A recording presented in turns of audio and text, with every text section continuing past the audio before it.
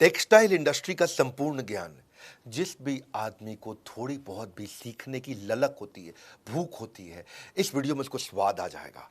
ये वीडियो में ना मेरे को भी बड़ा मजा आया है एक्चुअली। हाँ, ये एमबीए कराने वालों को टेक्सटाइल इंडस्ट्री की वो फॉर्मूला फ्रेमवर्क दूंगा। ये आपने कहीं एक जगह पे वो 10 स्ट्रैटेजी इकट्ठी नहीं सुनी होगी। नमस्कार, विवेक बिंद्रा बोल रहा हूँ, फाउंडर एंड सीईओ बड़ा बिजनेस .com। बहुत दुखी रहते थे लोग टेक्सटाइल इंडस्ट्री को लेकर, बहुत लोगों ने बोला कमेंट बॉक्स में टेक्सटाइल में वीडियो बनाओ, टेक्सटाइल में वीडियो बनाओ। वापस आ चुका हूं, आज टेक्सटाइल इंडस्ट्री की पूरी बात करूंगा। आज मैं आपको रिटेलर से लेकर मैन्युफैक्चरर तक गेम चेंज करेंगे। पीछे मैंने कोई अच्छे वीडियो दिए हैं, वो जरूर साथ में चेक कर लेना। एक मैंने क्रेडमेट का वीडियो दिया आपको जिसमें मैंने बताया कि कर्जे से कर्जा कैसे मिल सकता है, आपको पैसा कैसे मिल सकता है अगर आपका सिविल स्कोर ठीक नहीं है तो भी, और बाकी टाइम मैनेजमेंट की कुछ टेक्निक्स, और यूट्यूबर के ऊपर शेयर मार्केट पे कुछ वीडियो डाले थे मैंने। समस्याओं का समाधान, घटेगा बिजनेस में नुकसान, बढ़ाओ कस्टमर रिटेंशन, खत्म हो जाएगा कंपटीशन। ये ज्ञान बढ़ा देगा आपका नाम, कैसे बेचे सामान कस्टमर केवल याद रखेगा आप ही का नाम। टेक्सटाइल इंडस्ट्री की एमबीए करने वाले हम। रिटेल, कपड़ों का रिटेल, कपड़ों का व्यापारी, ये जो है ना एक कस्टमर का बिजनेस होता है। इसमें आपको दुकान के अंदर, शोरूम में कुछ एंटरटेनमेंट, एक्साइटमेंट रखनी चाहिए, तभी कस्टमर आता है।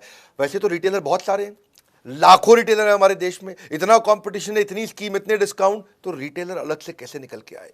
कपड़ों का व्यापारी क्या करेगा? इस इंडस्ट्री में होता क्या है? इसमें कौन चाहता है? करोड़ों रुपया कैसे कमाया जा सकता है? सुनना मेरी बात को। अगर इसके अंदर जैसे खाने की इंडस्ट्री होती है ना, फूड, उसको पहले देख के खाते हैं, आंखों से खाते हैं, फिर जबान से खाते हैं। कपड़ों में भी ऐसे ही होता है।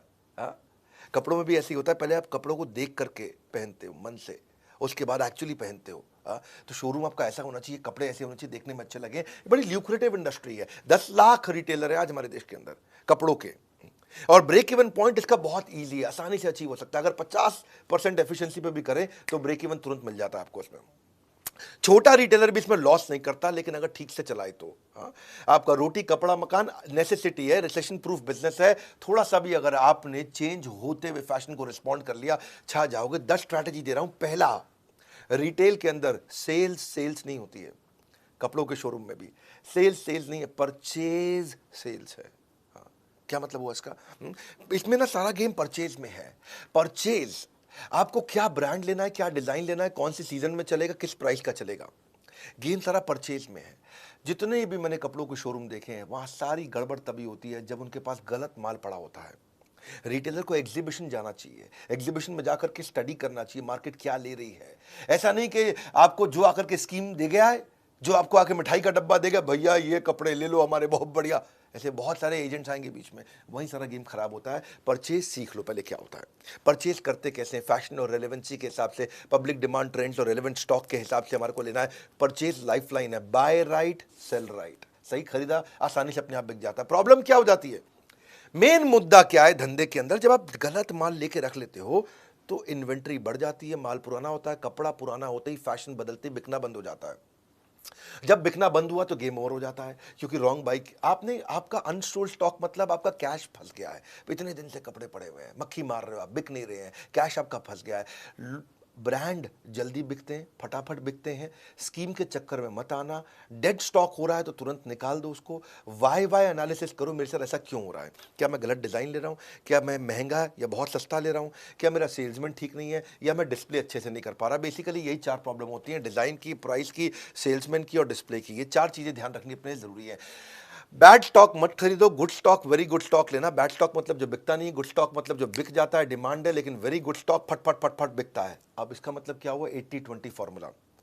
फिर समझो, रिटेल के धंधे में आपकी सेल अच्छी नहीं करनी है, परचेज अच्छी करनी है। माल वही रखो, जो माल 80% बिकता है, हाँ, ये केवल 20% तरह का माल होता है जो 80% बिक जाता है, और वही वाला 20% तरह का माल, उसको 80% भर लो अपने पास में।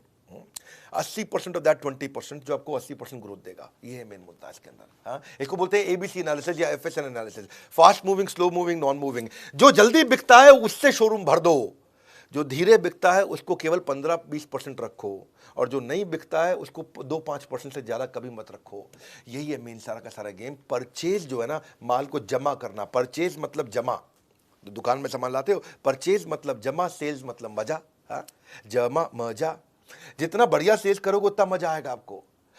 लेकिन क्या है, आपका अगर जब जमा राइट है तो sales becomes easy and light. When the जमा इज राइट, यानी कि purchase is right, sales become easy and light. But when जमा इज रॉन्ग, गलत सामान ले आए, sales delays for very long. मुद्दा यही है। व्हेन जमा is right sales becomes easy and light, when जमा is wrong sales delays for very long. अगर आपने ईबीओ खोला है वहां तो आसान है, एक्सक्लूसिव ब्रांड आउटलेट बोलते हैं, मतलब एक कंपनी का शोरूम खोल लिया है, वहाँ तो आसान है, वहाँ तो कोई कंफ्यूजन ही नहीं है। जो बड़ा ब्रांड है वो खुद ही मर्चेंडाइज ढूंढने में आपको मदद करता है, वही आपको कौन सा माल लेना है, कितना माल लेना है, इस मार्केट में क्या चलेगा, मार्केट इंटेलिजेंस देता है, प्रोडक्ट मार्केट फिट आपको बना के दे देगा। हाँ, तो वहाँ पे आपके लिए, क्योंकि अगर अच्छी सेल हो रही है तो आपके ब्रांड पे भी इंपैक्ट करेगा, तो वो खुद ही कंपनी करके दे देती है। लेकिन अगर आपका ईबीओ नहीं है, मल्टी ब्रांड आउटलेट है, तो आपको परचेज समझदारी से करनी है। दूसरा, स्टॉक आउट इज पॉइजन। देखो, जो माल ज़्यादा बिकता है ना, वो अगर स्टॉक आउट मतलब क्या होता है कि भाई सामान खत्म हो गया है, बिकने वाला माल वो खत्म हो गया है। देखो, अगर कुछ स्टॉक फालतू रखा है ना, उसका जो नुकसान है आप कैलकुलेट कर सकते हो कि भाई मेरा 50,000 रुपये का माल फालतू पड़ा है, उस और वो बिक नहीं रहा, बिक नहीं रहा, बिक नहीं रहा, मतलब 50,000 रुपये फंसा हुआ है। लेकिन जो माल बिकता है वो नहीं है, तो कितने सारे कस्टमर वो ले जाते जो लेके नहीं गए, वो आपको पता भी नहीं चलने वाला। तो जो स्टॉक आउट यानी कि माल ना होना, यानी कि जो बिकने वाला माल है वो ना होना, ये आपके धंधे के लिए जहर है। अगर आपके पास स्टॉक कम पड़ा है, अंडर स्टॉक है या गलत स्टॉक है, इसका कारण तो या तो लैक ऑफ फंड, आपके पैसे की कमी है, वर्किंग कैपिटल मैनेज नहीं करना आ रहा है, या माल अगर जल्दी बिक के खत्म हो गया है, इसका मतलब आपको पता ही नहीं कि पुअर डिमांड फोरकास्टिंग है, आपको आइडिया नहीं है आपके पास क्या बिकता है। या फिर खत्म हो गया इसलिए खत्म हो गया क्योंकि पीछे से आपको सही सप्लायर नहीं है, वो सप्लाई डिले कर रहा है इसलिए, या आपको इन्वेंट्री ऑटोमेशन नहीं आता। आप बात को समझे कि डिमांड होते हुए भी माल को ना बेच पाना, ये बहुत बड़ा ब्लंडर है। हाँ, कस्टमर भी चला जाएगा, आपकी इमेज भी चली जाएगी और दूसरे के पास चला जाएगा। तो आप क्या करिए, परेटो प्रिंसिपल जो मैंने बताया था, जो 20% माल 80% बिकता है, उस माल का हर महीने फ्रेश बाइंग करते रहो, शोरूम नया लगेगा। आप फ्रेश बाइंग हर महीने करते रहो, शोरूम नया लगेगा। आपको वर्किंग कैपिटल मैनेज करनी आनी चाहिए, आपको ट्रेंड और फैशन पकड़ में आने चाहिए। आप या तो ईबीओ खोल लो, दो उपाय हैं, या तो एक्सक्लूसिव ब्रांड आउटलेट खोल लो, भाई जिस कंपनी, वो कंपनी खुद ही बता देगी क्या बिकता है क्या नहीं बिकता, उसके पास ईआरपीज हैं, सॉफ्टवेयर हैं, बता देगा। और आप ईबीओ नहीं खोलना चाहते, अपना ही एमबीओ चलाना चाहते हो, तो फिर ईआरपी खुद लगा लो। रेडी सोल्यूशन आजकल ईआरपी के बहुत सारे आ रहे हैं, वो लगा लो, काम हो जाएगा। तीसरी स्ट्रैटेजी पे ध्यान देना, लोकेशन जो है ना, इसमें बड़ा गेम चेंजर है। आपके शोरूम का, आपके स्टोर का, आपकी कंपनी का लोकेशन कहाँ पे है, फिजिकल लोकेशन से बात बनती है। भैया अगर लोकेशन कमजोर है, कस्टमर ही नहीं आ रहा, तो बेकार है। आपका जो प्राइमरी कस्टमर है ना, जो 60 से 80% कस्टमर वैसा होता है जो माल खरीदता है। सेकेंडरी मतलब 15% कस्टमर ही कभी कभी लेता है। टर्शरी मतलब वो कस्टमर जो माल खरीदता ही नहीं है। इसका कैलकुलेशन करना सीख लो, ये कैसे मिलते हैं, इसके कुछ तरीके होते हैं, ये मिलते कैसे हैं, क्या फैक्टर होते हैं। आप जहां दुकान खोल रहे हो वहां कस्टमर आपके काम के रहते कितने हैं, वो पढ़े लिखे कितने हैं, यहाँ पे चलने वाले पैदल ग्राहक कितने घूमते हैं, इनकी उम्र क्या है, जो प्रोडक्ट आप बेच रहे हो वो उस उम्र के लोगों को देना है कि नहीं देना है, किस प्रोफेशन के लोग रहते हैं आसपास। कुछ इलाके होते हैं जहाँ व्यापारी ज़्यादा रहते हैं, कुछ इलाके होते हैं जहाँ अपार्टमेंट होती हैं, सोसाइटीज होती हैं, हाई राइज टावर, वहाँ नौकरी करने वाले ज़्यादा होते हैं। इनकम ग्रुप कैसा है, लाइफस्टाइल कैसा है, धर्म क्या है उनका, प्राइवेट व्हीकल उनके पास है कि नहीं है, उनकी उनकी स्पेंड करने की क्षमता कितनी है, आसपास जहाँ आपने शोरूम खोला है वहाँ कोई मेट्रो जाती है क्या, वहाँ कोई बस जाती है, ऑटो आता है, पब्लिक ट्रांसपोर्ट है वहाँ पे। ये चीज़ों को देखो तब आपको समझ में आएगा यार, यहाँ लोकेशन ठीक है, यहाँ माल अपने को शोरूम खोल देना चाहिए। चौथी स्ट्रैटेजी, बड़ी कमाल का गणित दूंगा इसमें मैं, ये रियल कंटेंट है भाई साहब। हाँ, brand gives you better inventory turnover. क्या मतलब हुआ बेटर इन्वेंट्री टर्नओवर, मतलब बेटर आरओआई। इसका मतलब समझो, केस स्टडी से समझाता हूं। मोबाइल के दो ब्रांड लेते हैं, जियोनी और शाओमी। जो दुकानदार है ना, उसको शाओमी केवल 4% मार्जिन देता है, जियोनी 12% मार्जिन देता है। लेकिन फिर भी कौन, मतलब कमाई किस में जा रहा है, जियोनी में कि शाओमी में, जियोनी में। जियोनी 12% दे रहा है। हाँ, यानी कि आपने 1 लाख रुपए का मोबाइल बेचा जियोनी का, तो आपको 12,000 रुपये कमा लोगे। शाओमी का 1 लाख रुपए का मोबाइल बेचा तो केवल 4,000 रुपये कमाओगे। तो आदमी कहे भाई जियोनी ज़्यादा रख लो, लेकिन वो शाओमी रखता है ज़्यादा। पूछो क्यों, क्योंकि समझो यहाँ पे दो आपके बड़े अच्छे से खाने बने हुए हैं जहां आपने मोबाइल रखे हुए हैं, है कि नहीं, रैक अंग्रेजी में बोलते हैं। यहां 1 लाख रुपए का जियोनी पड़ा है, यहां 1 लाख रुपए का शाओमी पड़ा है। जियोनी 1 लाख रुपए का पूरे महीने में एक ही बार बिकेगा, यानी कि एक महीने में 1 लाख रुपए का आपने जियोनी बेच लिया, तो आपको उस पर कितना बच गया, 12% के हिसाब से 12,000 रुपये बच गया। लेकिन शाओमी इतनी तेज बिकता है, इतना ज़्यादा बिकता है, इतना ज़्यादा बिकता है कि ये 1 लाख रुपए का माल बिक गया, फिर आपने खरीदा, फिर बिक गया, फिर आपने खरीदा, फिर बिक गया, फिर आपने खरीदा। आपने फंसाया तो 1 ही लाख है, लेकिन ये 10 बार बिक गया। इधर 1 लाख का माल एक बार बिका, शाओमी का 1 लाख का माल 10 बार बिक गया। शाओमी दे तो रहा था 4%, लेकिन उस 1 लाख पे आपने 4% 10 बार कमा लिया। यानी कि आपने यहाँ 40,000 रुपये कमाया और यहाँ आपने 1 लाख पे केवल 12% देखने में अच्छा था, पर ये एक ही बार बिका तो आपने 12,000 कमाया। तो इस 1 लाख पे अपने महीने में 12,000 रुपये कमाया, इस 1 लाख पे महीने में आपने 40,000 रुपये कमाया, क्योंकि माल 1 ही लाख का रखा था, बिक रहा है, आ रहा है, बिक रहा है, जा रहा है। आप तो 1 ही लाख का माल फंसाते हो ना, अपना पैसा तो 1 ही लाख फंसाया दोनों जगह पे आपने, पर ये कम बार बिका जियोनी, तो यानी कि एक बार बिकने पे आपको 12,000 कमा के दिया, 10 बार 1 लाख का माल बिकने के कारण आपको 40,000 रुपये कमा के दिया। इसको बोलते हैं आरओआई। इसका मतलब क्या भैया? मतलब ये है कि अगर आप अच्छा ब्रांड रखोगे तो वो आपका ब्रांड बना देगा, और लोकल आइटम रखोगे तो आपको भी जिंदगी भर लोकल बनाए रखेगा। माल वो रखो जो अपने आप बिकता हो, मार्जिन थोड़ा मात्रा कम भी हो तो भी चल जाता है, आप आरओआई बहुत अच्छी कमा लेते हो, बहुत बढ़िया कर लेते हो। इसमें ना आप, मैं साधारण भाषा में समझाना पसंद करता हूँ। ये जोनी शाओमी के आइडिया से आपको समझ में आ गया होगा। कपड़ों में मामले में भी ना, कोई लोकल लल्लू लाल कपड़ा मत रखो, ठीक ब्रांड का कपड़ा रखोगे।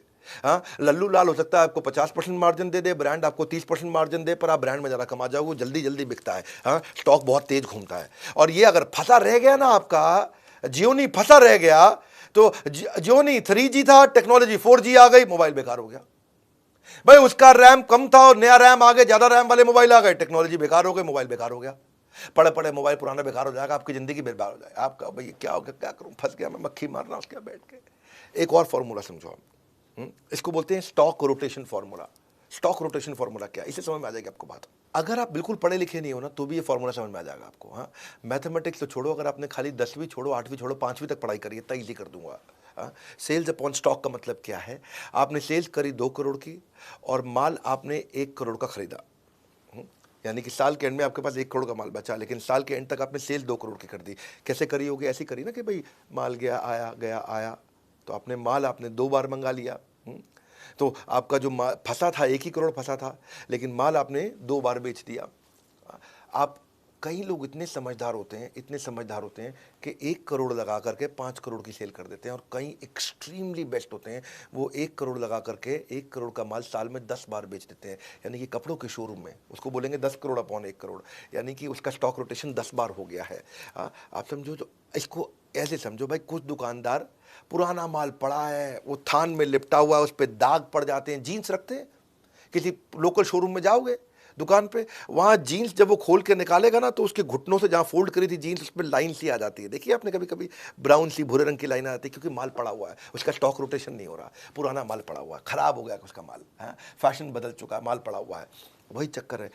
आपने अगर 1 करोड़ का माल 10 बार बेच दिया तो आपका स्टॉक रोटेशन 10 है। इसको आप ऐसे समझो फॉर्मूला से आसानी से, कि 1 करोड़ का माल अगर आपने 30% मार्जिन पे साल में 1 ही बार बेचा तो आपको 30 लाख रुपए बचा।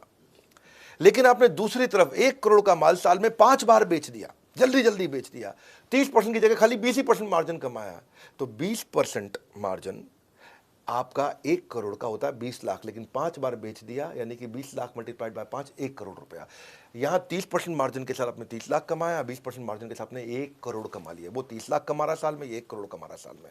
एक ही अमाउंट फंसाया दोनों ने, इन्वेस्टमेंट दोनों की बराबर थी, पर उसकी बेचारे की कमाई साल के एंड में 30 लाख है, इसकी कमाई साल के एंड में 1 करोड़ है। ये मजा मार रहा है। इसके लिए करना क्या हुआ है, समझ में तो आ गया आपको? 4 महीने पुराना माल खरीदी के भाव पे बेच दो। अगर कोई जीन्स लेके आए थे आप 500 रुपए की, 4 महीना हो गया है, अब 500 में बेच देना भाई। 800-900 का खाब छोड़ दो, अब 700 में मत बेचो, 500 में बेच दो, 4 महीना हो गया। लेकिन अगर 6 महीने तक सामान पड़ा रह गया कपड़ा आपके पास कोई, तो 500 की जगह 450 में बेच दो, कोई दिक्कत नहीं है। 430 में बेच दो, कोई दिक्कत नहीं है, पैसे छुट्टे हो जाएंगे। आपके पास 50,000 रुपये का माल फंसा पड़ा है ना, 50,000 का माल 40,000 रुपये निकाल दो, 40,000 रुपये हाथ में तो आएंगे। जब 40,000 हाथ में आएंगे तो नया माल लेके आओ, बहुत तेज बिकेगा, कमा के भी देगा। जब जगह खाली होगी, नया माल आएगा, नया माल जल्दी बिकेगा, जो शॉप है वो शोरूम लगने लग जाएगा अपने आप। कस्टमर के हिसाब से खरीदो भैया। कई लोग आएंगे आपको स्कीम देंगे, अरे भाई साहब 3 जीन्स ले लो, साथ में 3 जीन्स फ्री दे रहा हूँ, वो स्कीम है। हो सकता है कस्टमर ना ले रहा, वो कस्टमर वही लेगा जो कस्टमर को पसंद आता है। कस्टमर के हिसाब से माल खरीदो, स्कीम के हिसाब से नहीं कि जो डिस्ट्रीब्यूटर डीलर आके आपको स्कीम दे जाता है। हाँ, तो आपके लिए देखो एक चीज़ और अच्छी बताता हूँ, आपको आरओआई अच्छा निकालना है ना, टेलर रख लो अपने पास। टेलर के साथ बहुत कमाई होती है भैया। शोरूम खोलना मुश्किल है, टेलर रखना आसान है। पर क्या शोरूम तो आप खोल लेते हो, उसके बाद टेलर के खर्चे आपको चुभने लग जाते हैं। हाँ, आप क्या है कि आप $1 खर्च कर देते हो, 1 पेनी में दिक्कत आती है। 2,000 का नोट खर्च कर देते हो, 2 रुपए खर्च करने में दिक्कत आती है। टेलर रखो, देखो, रेस्टोरेंट वही चलता है जहाँ शेफ़ अच्छा हो। इसी तरह कपड़ों का शोरूम वही अच्छा चलता है जहाँ टेलर अच्छा हो। शेफ़ लाना मुश्किल नहीं है, रेस्टोरेंट खोलना मुश्किल है। आप अगर रेस्टोरेंट, ये बड़ा इंपॉर्टेंट है चीज़ को समझना कि टेलर छोटी-छोटी चीज़ें आपके लिए अच्छी इतनी तेज़ कर सकता है सर्विस के मामले में कि आपका कस्टमर वापस आता है लौट करके। मैं ना इस रिटेल इंडस्ट्री के अंदर, इसके अंदर ये जो हमारी टेक्सटाइल इंडस्ट्री है, इसमें सियाराम एक अच्छा ब्रांड है। उसके जो ओनर हैं, चेयरमैन है मिस्टर रमेश पोदार, हमारी बड़ी मित्रता है उनसे, बड़ा प्रेम है, बहुत बहुत वार्म और कॉर्डियल रिलेशनशिप है मेरा। तो मैं सोचा कि टेक्सटाइल की बात कर रहा हूँ, तो मैंने रमेश जी को फ़ोन लगाया। मैं कहा, नमस्कार रमेश जी, कैसे हैं? वो, नमस्कार बिंद्रा जी, बहुत अच्छे हैं। बड़ा उनसे प्यार है। वो मेरे को उन्होंने कुछ कपड़े भी गिफ्ट किए अपने, बोले मैं सियाराम के सूट पहनूँ। आप बिंद्रा जी, ये भी मैं सियाराम का ही सूट पहना हुआ है।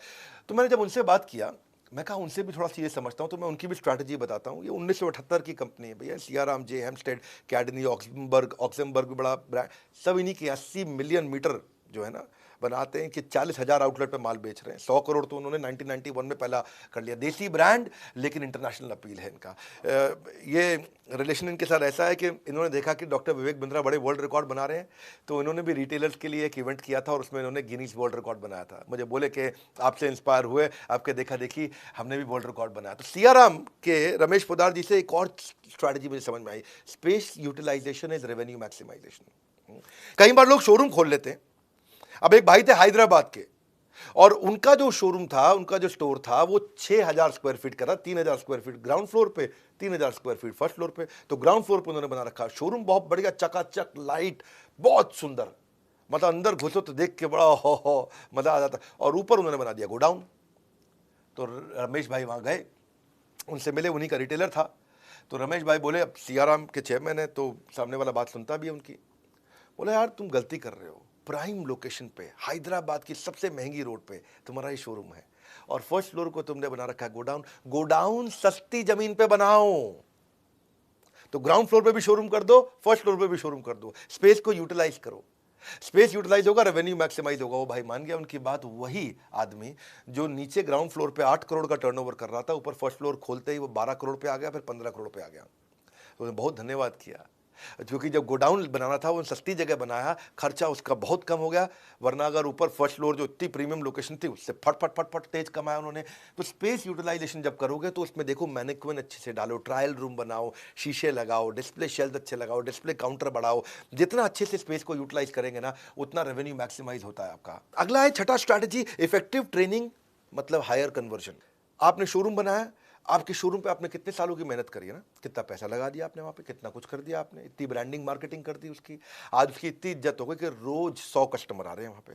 अगर रोज 100 कस्टमर आ रहे हैं और आपका सेल्समैन इतना कमजोर है कि 100 में से खाली 20 को माल बेच पाता है, 100 में से वो 20 को माल बेच पाता है, क्योंकि उसकी ट्रेनिंग अच्छी नहीं हुई। अगर उसकी ट्रेनिंग अच्छी कर दें, वो 100 में से 40 को माल बेच दे, तो आपका टर्नओवर एकदम डबल हो जाएगा। हाँ, कस्टमर लाने पे आप खर्चा कर चुके हो, पर उसकी ट्रेनिंग नहीं करी आपने। ये छोटे छोटे खर्चे होते हैं। प्रोफेशनलिज्म बढ़ाइए। हाँ, प्रोफेशनल्स को लाइए, उनको उतना प्रेम दीजिए कि वो फैमिली हो जाए। फैमिली को लाइए, उनको उतना ट्रेनिंग दीजिए कि वो प्रोफेशनल हो जाए। दो बातें हैं कि आप जब किसी इंप्लॉय को हायर करते हो, उसको इतना प्रेम दो प्रोफेशनल आदमी को कि वो फैमिली जैसा हो जाए, और खुद के जो परिवार वाले हैं उनको इतना ट्रेनिंग दे दो कि वो प्रोफेशनल्स की तरह काम करना शुरू कर दें। मजा आएगा। उसके बाद ट्रेनिंग का कल्चर बना दो। यंगस्टर्स को बहुत दिक्कत आती है, उनके लिए बड़ा आसान हो जाएगा। डेटा ड्रिवन अप्रोच रखो, मेजरेबल गोल रखो, नहीं तो एवरीथिंग गोल गोल हो जाएगा। अगर मेजरेबल गोल नहीं होगा तो एवरीथिंग गोल गोल। गोल गोल चाहिए या बड़ा जबरदस्त वाला गोल चाहिए। अपने मैनेजर को, स्टोर कीपर को, सेल्समैन को, कस्टमर सर्विस एग्जीक्यूटिव को, शॉप फ्लोर में सबको बढ़िया ट्रेनिंग दो। इसको सारे रिटेलर्स के आप पहुंचा देना, जितने भी भैया अपने टेक्सटाइल वाले हैं। गेम चेंजर वीडियो में कुछ ऐसे फॉर्मूला दूंगा आपको मैं।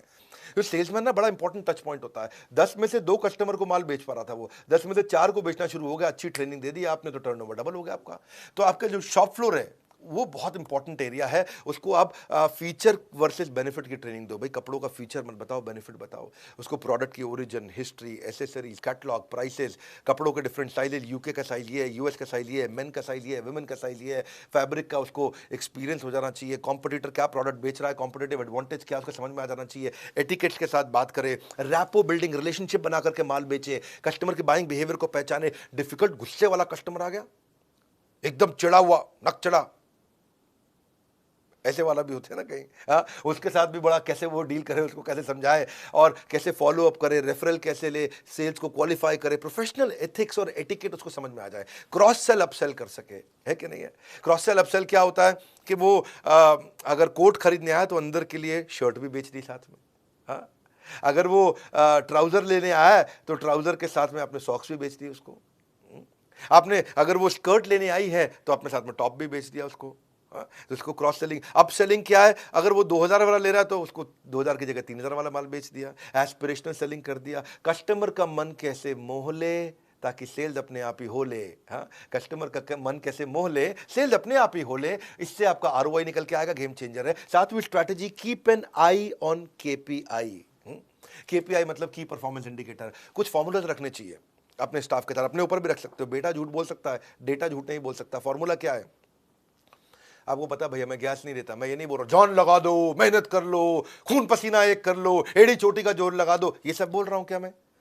फालतू मोटिवेशन नहीं मेरे भाई, रियल फॉर्मूला। बिजनेस के मामले में डॉक्टर विवेक बिंद्रा के चैनल पे आ जाओ, बड़ा बिजनेस, बस बस बस इतना ही। केपीआई मतलब डेटा ड्रिवन काम करना। कैसे करना है आपको? डेटा ड्रिवन का मतलब है जैसे ना आप कुछ फॉर्मूला चेक करो, प्रॉफिट पर स्क्वायर फीट। अगर आपका 1000 स्क्वायर फीट का शोरूम है, आपका 1 लाख रुपए का प्रॉफिट हो रहा है, तो 1 लाख को 1000 से डिवाइड कर दो, आपको पता चल जाएगा प्रॉफिट पर स्क्वायर फीट कितना आ रहा है। फिर वो बेंचमार्क से उसको इंप्रूव करो। एवरेज ट्रांजैक्शन वैल्यू, जितने लोग आ रहे हैं, मेरा नाई है ना, बाल काटने आता था मेरे, उसके यहाँ एवरेज ट्रांजैक्शन वैल्यू जो थी 200 रुपए की थी। मैंने उसको बताया कैसे कॉम्बो बना दे और average transaction value, average order value को 500 रुपये कर दे। उसने कॉम्बो बनाने शुरू किए। जो कस्टमर बढ़ाना मुश्किल है, लेकिन उसी कस्टमर से ज़्यादा पैसा लेना आसान है। तो 200 में जो बाल काटता था, शेव करता था, उसने बोला मैं मसाज के साथ में बाल भी फ्री कर रहा हूँ काटना, शेव भी फ्री कर रहा हूँ, ये भी कर रहा हूँ। तो लोग जो है ना, उसने मैंने उसको बताया कि ऐसा करो, सेल्फी ले ले यार, एक थीम उसको दिया, वो बहुत चल गया उसको, भाई मज़ा आ गया, है कि नहीं। लोगों ने वो 200 की जगह 500 का माल लेना शुरू कर दिया। इसको बोलते हैं एवरेज ट्रांजैक्शन वैल्यू। हाँ, ऐसे ही आप लीड कन्वर्जन, कि भाई जितना कस्टमर आ रहा है कितने को बेच पा रहा है, पिछले महीने से ज़्यादा रेवेन्यू करके देखा, ये भी केपीआई हो गया, की performance indicator. Upsell cross sell कितना कर रहा है, हाँ, एवरेज सेल्स साइकिल टाइम, मतलब ये कस्टमर को कितनी देर में बेचता है। हाँ, कई सेल्समैन होते हैं वो, उसके पास कस्टमर आया 15 मिनट में बेच देते हैं। कई सेल्समैन होते हैं उसके पास कस्टमर आया 1 घंटा सब खोल के बैठ जाता है, ये भी देख लो, ये भी देख लो, ये भी देख लो। कस्टमर कंफ्यूज, गोल चक्कर होता रहता है। साइड में अमेजोन खोलता है और वो अपनी मम्मी को बोले मम्मी यहाँ से ले लेंगे, माल भी नहीं बिकता, है कि नहीं है। और बिकता भी तो ये 1.5 घंटे बाद जाके बिकता है। इसको क्या बोलते हैं? Average handling time, AHT। तो ये भी देखो कौन एम्प्लॉय ज़्यादा टाइम लगा रहा है। Average profit margin on sales, कौन डिस्काउंट ज़्यादा दे देता है, पूरे मार्जिन पे बेच रहा है कि नहीं बेच रहा। ये सेल्स पर रिप्रेजेंटेटिव, अगर आपकी 1 लाख की सेल हुई है और आपने पास 10 आपके पास एम्प्लॉय है, सेल्समैन है, तो मतलब ऑन एन एवरेज एक आदमी 10,000 रुपये की सेल करता है। तो जो 10,000 से ज़्यादा की करता है उसकी ताली बजा दो, जो 10,000 से कम की करता है उसकी ट्रेनिंग कर दो। ये कुछ बढ़िया बढ़िया KPIs होते हैं। सेल्स पर एम्प्लॉय निकाल लो, एम्प्लॉय टू कस्टमर रेशियो निकाल लो, हाँ, कि भाई आपने इससे ये बड़ा फायदा है एम्प्लॉय टू कस्टमर रेशियो, कि अगर आपके पास रोज 1000 कस्टमर आ रहे हैं और 10 सेल्समैन हैं, तो आपने निकाल लिया भैया कि मैं 100 कस्टमर पे एक सेल्समैन दिन भर में लगाता हूं। जब फेस्टिवल का टाइम आता है 1000 कस्टमर की जगह 3000 कस्टमर हो जाते हैं, तो आपको पता चल जाएगा कि भाई मुझे एक महीने के लिए 10 की जगह 30 आदमी करने पड़ेंगे, क्योंकि आपका एम्प्लॉय टू कस्टमर रेशियो निकल गया। हाँ, कस्टमर कितने दिन तक आपके साथ ट्रांजैक्शन करता है, क्योंकि कस्टमर रिपीट कस्टमर बन रहा है कि नहीं, लॉयल कस्टमर बन रहा है कि नहीं, प्रमोटर एडवोकेट बन रहा है कि नहीं बन रहा। क्योंकि ये भी बड़ा इंपॉर्टेंट फॉर्मूला है। रिटेंशन रेट, कितना कस्टमर रिटेन हो रहा है। रेफरल रेट, कितना कस्टमर आया और कितने को नए साथ में लेकर के आया, रेफरल किया उसने। क्योंकि केपीआई जब आप कर देते हो तो इससे आप एम्प्लॉयज को अकाउंटेबल कर लेते हो। एम्प्लॉयज अपने आप काम करते हैं, आपकी प्रेजेंस के बिना काम करते हैं। आप जो है वृंदावन में बैठ करके कीर्तन कर रहे हो, भगवान का जप कर रहे हो, या दुबई के बीच पे लेमनेट पी रहे हो, पीछे से धंधा अपने आप चल रहा है, क्योंकि आपने फॉर्मूला लगा के सबको मेजर करना शुरू कर दिया। लोग ऑर्गेनाइजेशन की प्रायोरिटीज को समझ जाते हैं, आपके एम्प्लॉय रिस्पॉन्सिबल होते हैं, बड़ी क्लैरिटी मिल जाती है उनको, इंडिविजुअल परफॉर्मेंस अच्छी होने लग जाती है। तो ये केपीआई था। 8वीं स्ट्रैटेजी है फिजिटल। फिजिटल मतलब फिजिकल शोरूम के साथ डिजिटल भी जाओ। बाइंग बिहेवियर बदल रहा है, इंफॉर्मेशन एज है, सब कुछ इंटरनेट पे दिख रहा है, सब कुछ इंटरनेट पे चल रहा है। पहले लोग टच फील करते थे, अब इंटरनेट से खरीद लेते हैं। तो आप डिजिटल भी हो जाओ साथ साथ। डिजिटल होने में घबराने की कोई जरूरत नहीं है, एक्सटेंशन है फिजिकल स्टोर का। आपको पूरे देश में जाने की जरूरत नहीं, आप डिजिटल तुरंत फटाफट पहुंच जाते हो। आप होम डिलीवरी दे सकते हो, सर्विस का एक्सटेंशन है वो। हमारे ना बड़े सारे कोर्सेज हैं कि फिजिकल बिजनेस को डिजिटल बनाने के लिए, WhatsApp marketing, digital marketing, Facebook marketing, e commerce marketing, email marketing. बस आपने ये सब सीख लिया, व्हाट्सएप मार्केटिंग आपने सीख लिया, तो आप कस्टमर को प्रोडक्ट भी भेज दोगे, उसको प्राइस भी बता दोगे, उससे परचेज भी करा लोगे, उससे पेमेंट भी करा लोगे और अपना प्रॉफिट भी कमा लोगे। बड़ा आसान है, तो वो मुश्किल नहीं है। आपके प्रोडक्ट में आएगी विजिबिलिटी, जैसे प्रोडक्ट की डिजिटल बढ़ेगी विजिबिलिटी, आपके धंधे में आ जाएगी स्केलेबिलिटी। आसान है ये। आप अपना गूगल पे, फेसबुक पे, सोशल मीडिया पे, अब आजकल गूगल की लिस्टिंग, बिजनेस लिस्टिंग बहुत होती है कि नाम, एड्रेस, फ़ोन नंबर डाला, अपना विजुअल कंटेंट सारा डाल दिया, भाई मेरे पास ये कपड़े हैं, आपको रिव्यूज़ देने शुरू कर दिए, एकदम बात बनेगी। आपका लोगो वोगो डाल दो वहाँ पे, सब काम हो जाएगा, कस्टमर रिव्यू देने लग जाता है आपको। इससे आपको लीड मिलेगी, विजिबिलिटी मिलेगी, डिस्प्ले मिलेगा, बहुत अच्छा है ये। आपके मार्जिन अपने आप बढ़ जाते हैं, बीच में सारे इंटरमीडिएरी खत्म हो गए, इसको कमीशन दो, उसको कमीशन दो, कुछ नहीं, सीधा कस्टमर को माल बेचो, 365 दिन आप बेच सकते हो, क्योंकि इंटरनेट तो आपका रात को भी चलता है, दिन में भी चलता है। शोरूम तो आपका खाली दिन में खुलता है, इंटरनेट तो आपका रात को 2 बजे भी इंटरनेट पे दुकान खुली है, आपकी दुकान इंटरनेट पे सुबह 4 बजे भी खुली है, 26 जनवरी पे भी खुली है, 15 अगस्त को भी खुली है। इंटरनेट पे तो आपकी दुकान हर समय खुली हुई है। तो इसको सीखो आकर के, हमारे भी कोर्सेज हैं बहुत सारे, इसके ऊपर आपको फॉर्मूलाज मैंने दिए, आपको बहुत सारे फ्रेमवर्क दिए, आपको मैंने ये एमबीए कराई है मैंने आपको टेक्सटाइल इंडस्ट्री में। आप इस वीडियो को दोबारा देखना, क्योंकि लंबा वीडियो है, इसमें बहुत काम की चीज़ें, नोट्स बनाए कि नहीं बनाए। और अगर आप डिस्ट्रीब्यूटर हो, तो आप मैन्युफैक्चरर हो, रिटेलर को आप भेजो वीडियो, होलसेलर को वीडियो भेजो, ये कोई भी फ्रेंचाइजी उस वीडियो को भेजो, सबको आगे बढ़ाना जरूरी है, इसलिए शेयर करना भी बहुत जरूरी है। बहुत काम का वीडियो है। और अगर आप भी बिजनेस में ग्रो करना चाहते हो, ऐसी सारी स्ट्रैटेजी सीखना चाहते हो, अपने ब्रांड को बहुत बड़ा करना चाहते हो, मेरा मोस्ट सॉट आफ्टर कंटेंट आ चुका है, लीडरशिप फनल। ये वो कंटेंट है जहां कोई गैस नहीं है, ये थोड़ा प्रीमियम है, इसमें खाली 300 सीट होती है। एक हम 5 स्टार, 6 स्टार, 7 स्टार होटल में करते हैं इसको, एयरपोर्ट के पास करते हैं, जहां पे हम लोग बहुत केवल 300 सीट, राइट, सीधा क्वेश्चन आंसर वहीं पे, टक टक टक टक टक टक, रियल कंटेंट। आपका पहले ट्रेनिंग नीड एनालिसिस कर लेते हैं, आपका पहले ही मैं पूरा कच्चा चिट्ठा पढ़ लेता हूं, क्योंकि आपसे हम फॉर्म भरवा लेते हैं पहले, आपके बिजनेस को समझ के आता हूं, आपके क्वेश्चंस को रेडी करके आता हूं मैं पहले से ही। आपको real life example, case study देते हैं, एग्जीक्यूटिबल स्ट्रैटेजी देते हैं, और एक गेम चेंजिंग कोचिंग डायरी देते हैं। ये प्रीमियम कोचिंग डायरी है, कहीं नहीं मिलती है, ये केवल उस प्रोग्राम में मिलती है। हाँ, वीकली असाइनमेंट रहते हैं, उसके बाद कोच आपको वीकली असाइनमेंट फोन कर करके कराएगा, असाइनमेंट करो भाई साहब, आप नहीं करोगे दूसरे नंबर से करेगा फोन, असाइनमेंट क्यों नहीं किया आपने अभी तक। तो एक हैंड होल्डिंग सपोर्ट है, leadership funnel game changer program है, लोग कस्में खाते हैं इसकी, इसलिए अभी तुरंत अगला बैच आ गया है, आप फटाफट पता कर लो, सीट खत्म ना हो जाए। लीडरशिप फनल में आपको लाइफ टाइम मेंबरशिप भी हम फ्री दे रहे हैं, और इस वीडियो को सारे रिटेलर्स तक पहुंचाओ। पता नहीं फ्री कंटेंट से किसकी कितनी मदद हो जाए, बड़े गेम चेंजिंग इसमें स्ट्रैटेजीज है। हमारे साथ जुड़े रहने के लिए, इस वीडियो को शेयर करने के लिए, लीडरशिप फनल के लिए फोन करके पता लगाने के लिए, आप सबका हृदय की गहराई से प्रेम पूर्वक बहुत बहुत